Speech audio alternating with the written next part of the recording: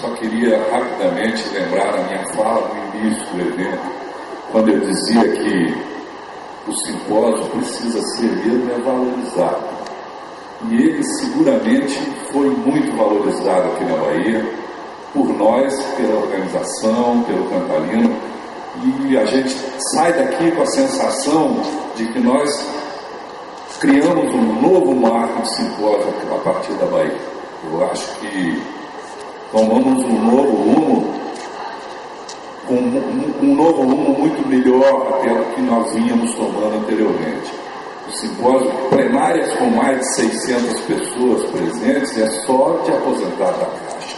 E aqui a gente quebrou esse recorde, significando que o simpósio tem um valor inestimável para a nossa categoria.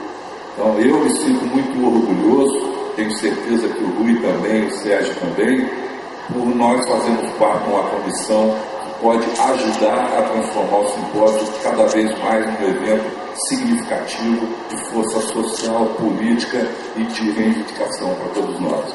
Muito obrigado a todos vocês, um abraço grande. Bom?